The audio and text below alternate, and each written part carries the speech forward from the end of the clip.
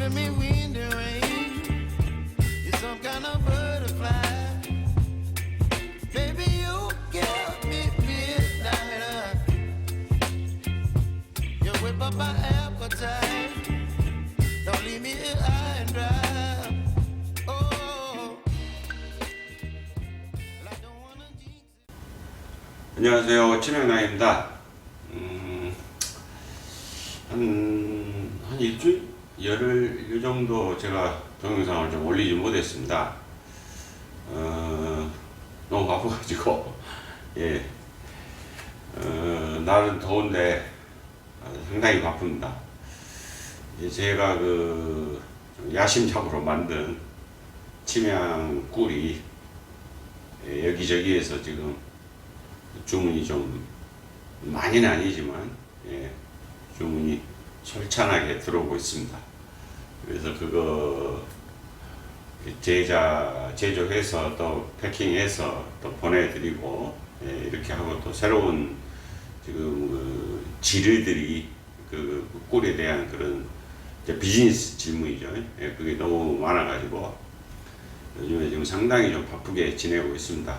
낮장의 날씨는 여전히 덥고 화창하고, 공기는 깨끗하고 아주 좋습니다.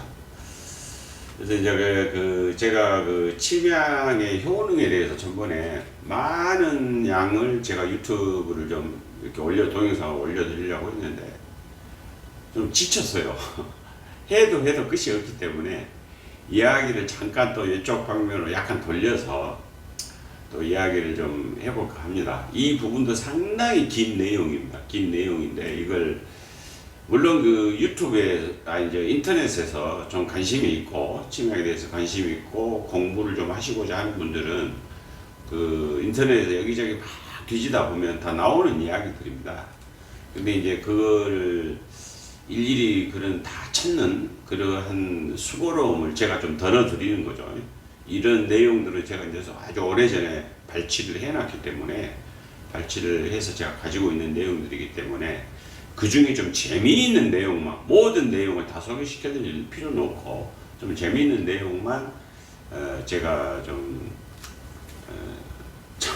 재미있게 한번 해보도록 하겠습니다. 오늘은 침향 이야기 나트랑 33편, 드디어 침향과 조선이 나왔습니다. 이제 우리나라 나온 거죠. 자, 알다시피 이제 우리나라는 침향나무가 없습니다. 많은 분들이 이제 좀 오해를 했던 이유가, 제가 카톡이나 이런 어떤 SNS 이런 걸로 인해서 많은 질문을 받지요. 많은 질문을 받는 내용 중에 뭐냐면, 우리나라의 바닷가에 나무를 파묻는 행사, 언제 한번 제가 유튜브에서 했던 것 같아요. 그거에 대해서 의외로 여쭤본 분들이 많아요. 그게 뭐냐면 매향이라 해가지고 파묻을 매자를 쓰거든요. 그래서 매향에서 이제 주로 남부지방 바닷가 쪽에, 물론 저 강원도 고성에도 한 건이 있지만 주로 이제 전라남도 이쪽 바닷가 쪽에 많이 행사를 했었죠. 현재도 이제 국가 보물과 국보로 지정된 그런 것도 있고, 그래서 현재 실존하는 게 12개인가 13개인가 있어요. 그리고 완도 수요사라는 절에 가면 또 향기가 나는 부처님이다 해가지고 아주 유명하죠.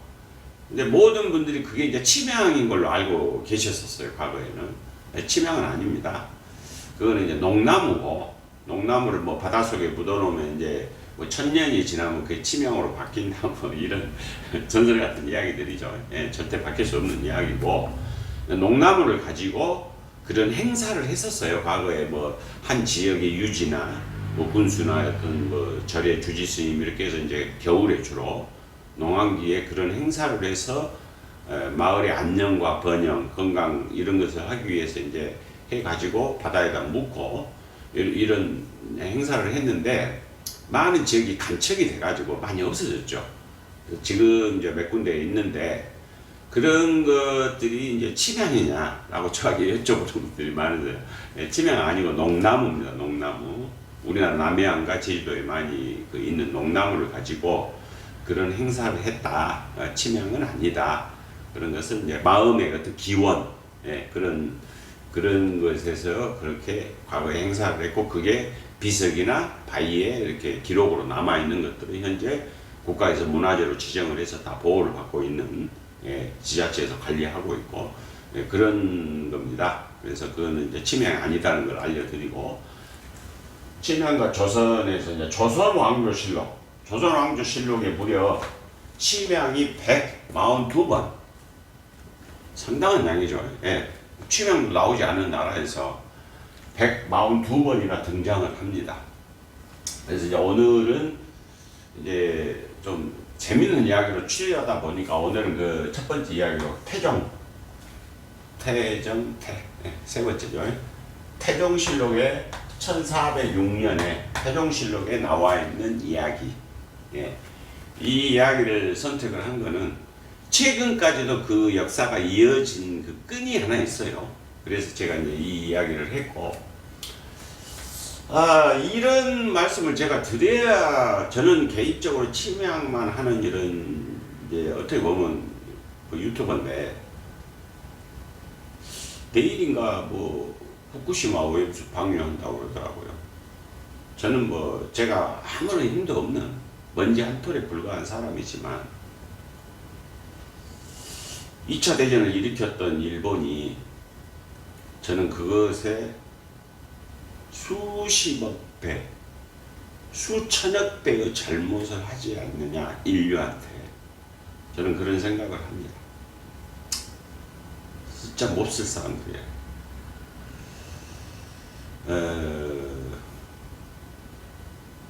전 인류한테 해를 끼치는 그런 행위를 자기들의 이익을 위해서 하고 있다는 생각이 듭니다.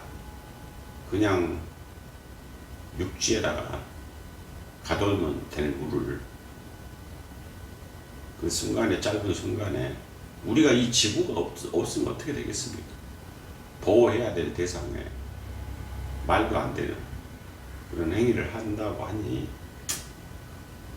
우리나라뿐만이 아니고 다른 나라에서도 왜 가만히 있는지, 그린피스는 뭐하고 있는지 참 답답합니다. 괜히 쓸데없는 이야기 했네요. 예. 이걸 자기 검열이라고 그러잖아요. 예. 아무튼 그 방류하는 날은 인류 역사상 영원히 기억될 겁니다, 아마. 그리고 그걸 결정한 사람들은 그 후손들까지 아마 천벌을 받지 않을까, 그렇게 생각을 합니다. 조선왕조실록 142에 등장하고, 오늘은 태종실록 1406년의 이야기입니다. 남번의 조화국. 남번이라는 것은 이제 남쪽에 있는 외국을 이야기하는 거죠. 남쪽에 있는 외국. 조화국은 지금의 자카르타 섬, 자카르타, 인도네시아는 이제 섬이 세계에서 섬이 가장 많은 나라니까 섬으로만 이루어진 나라다 보니까 많아요. 그리고 과거에 여러 나라가 있었어요. 거기에 지금은 이제 하나의 인도네시아로 통합이 되어 있지만, 지금의 자카르타 수도가 있는, 물에 잠겨서 옮긴다 그러잖아요. 지금이 그 섬을 조화국이라고 했어요. 조화국, 또 뭐 조회국, 뭐 옛날 명칭이 부르는 게 많습니다. 그 조화국의 사신 진언상이는 그 사람, 그때 당시에는 이제 전체가 필답을 했죠. 필답, 한자로 필답을 했고, 이렇게 했을 때 진언상이라는 사신이 전라도 군산도에, 그러면 이제 군산도, 도자가 섬도자더라고요. 그래서 군산도에, 뭐 군산에가 섬이 있는 게 아니고, 그 옛날 지명은 이제 그냥 군산도 그 일대를, 예, 뭐 조그만 섬들 일일이 다 이름이 없었겠죠. 그러니까 군산도에 이르러서, 그러니까 자카르타에서부터 출발해가지고, 자카르타면 얼마나 멉니까? 여기에 보르네오 섬이 있고, 이렇게 해서 왔겠죠. 이렇게 중국에서 대만 쪽으로 해서 이렇게 해서 군산 앞바다까지 이제 우리나라가 이렇게 있으면 여기에 도착을 했는데, 군산 앞바다에 이르러 외구에게 약탈을 당했다. 또 나와요, 외구가. 예. 외구가 뭐죠? 키가 조그만 도둑놈들이다 그 말이죠. 키가 조그만 외소할 외자에 도둑놈 구자를 쓰죠. 우리는 일본을 그렇게 불렀어요 과거에. 도둑놈들. 예. 이 애구들이 여기까지 와서 이 배를 약탈을 한 거예요. 약탈을 당했다. 배 속에 실었던 화개가 요즘에 이제 하자면 칠면조죠. 칠면조. 우리나라에는 그때 당시에 없었죠. 조선에는. 그 다음에 공작도 당연히 조선에는 없죠. 앵무새죠. 앵가는 요 좀 찾아보니까 꾀꼬리더라고. 꾀꼬리. 침향 빠질 수가 없죠. 용내 요거 뭐 그 동남아 쪽에서 나오는 그 약재죠. 호초는 이제 요즘으로 하자면 후추입니다. 후추도 뭐 동남아의 특산품들이. 소목 요것도 이제 약재로 쓰는 그 나무 조각들이죠. 제가 그 편집할 때 사진으로 다 올려드리겠습니다. 그 다음에 이제 일반 향들 여러 약재와 범포라는 이제 번이라고 하는 것은 바깥을 이야기한다 했죠. 우리 안쪽이 아닌 바깥쪽을 이야기하는 거니까 그쪽에서 만든 이제 옷감들 뭐 비단도 예를 들면 범포가 될 수가 있는 거죠. 중국에서 오면은 범포를 모두 극탈당하고 뺏겼다는 거죠. 다 누구한테? 예, 그 일본의 그 애구들한테 뺏기고 피로된 자가 피로란 말은 납치됐다는 거예요. 납치된 자가 60명이고 전사자로 나왔단 말은 뭐죠? 싸웠다는 소리죠. 예. 그 자리에서 21명이 죽었고 60명이 잡혀가고 21명이 죽고 그럼 81명이잖아요. 여기서 81명. 그 다음에 남녀를 합쳐서 40명만이 살았다. 그러면 81명에다가 40명이니까 121명이 온 거죠. 121명이 배를 타고 온 거예요. 우리나라에. 이제 이렇게 교류가 있었어요. 이 진언상이라는 사신이 우리나라 고위공직자와 그때 당시 고위공직자가 서로 교류가 있었어요. 그래서 이제 사신으로 온 거죠. 쉽게 이제 태종을 만나러 오는 거죠.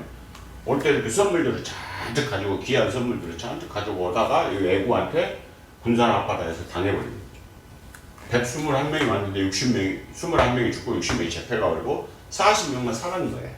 그래가지고 해안으로 올라왔다. 이제 다른 이야기 좀 더 깊게 들어가면 이제 공격을 막 당하고 있으니까 우리나라 이제 해안에서 어부들이 이렇게 어선을 몰고 가가지고 구했다라는 그런 또 기록이 다른 데에 또 있더라고요. 이렇게 했는데 여기에서도 저는 침향난이니까 여기에 침향 이야기가 딱 나오는 거죠.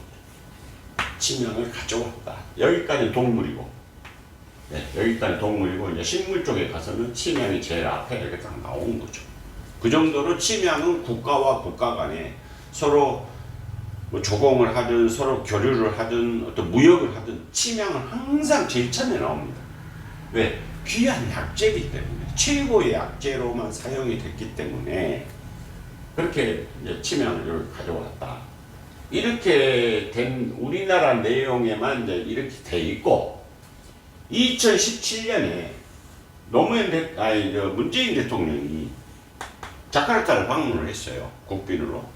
방문을 했을 때 그때 당시 이제 조코이가 대통령이었는데 이 이야기를 문재인 대통령이 합니다. 조코이한테. 우리나라 1406년에 태종 때에 이러이러한 일이 있었다 라고 이야기를 꺼내니 조코이 대통령이 그래요. 그거 우리도 그런 역사적인 사실을 우리도 가지고 있다. 이렇게 하죠. 서로 알고 있었던 내용이에요. 이 내용을. 우리 1400년도니까 지금 얼마나 오래된 이야기입니까? 근데 서로 역사 속에 이런 이야기들이 있다는 거죠. 그래서 이제 조코이 대통령하고 문재인 대통령이 침향나무를 대통령 그 궁 앞에다가 해서 요거 사진 찾아보면 나와요. 우산 이렇게 쓰고 이제 침향나무를 심는 그런 행사를 하죠. 예. 그 정도로 침향과 관련된 역사 중에 하나죠, 이게. 예. 저는 요 침향보다 자꾸 여기에 눈길이 가요. 참 나쁜 놈들이다. 외서와 내자에 독놈 부자. 참 21명이 죽고 60명이 잡혀가 버렸잖아요. 이 잡혀간 사람들 뭐가 됐겠습니까? 얼마나 지금 뭐 비행기로 씩 오는 것도 아니고 동력이 있는 배를 타는 것도 아니고 노져서 돛 세워가지고 왔을 거 아니에요. 이 먼 길을 왔는데 세상에 다 와가지고 군사도 앞에 왔으면 이제 좀만 올라가면 한양이잖아요. 근데 이렇게 당한 거예요. 이런 역사적인 사실이 정확하게 나와 있습니다. 이 조선왕조실록에 찾아보면 이렇게 나와 있습니다. 그래서 침향, 이때 당시에도 이렇게 침향을 가져갔다. 국가 간에 대표하는 그런 약재나 향으로 사용이 됐었다. 과거에. 그 부분을 제가 말씀을 드렸습니다. 뭐 이제 한 편 이렇게 짧게 가는 게 훨씬 더 재밌을 것 같아요. 뭐 30분, 40분, 길게 1시간 이렇게 여러 편을 하는 것보다 또 다음 34편에서 또 조선 왕조실록 이야기를 이어가도록 하겠습니다. 감사합니다.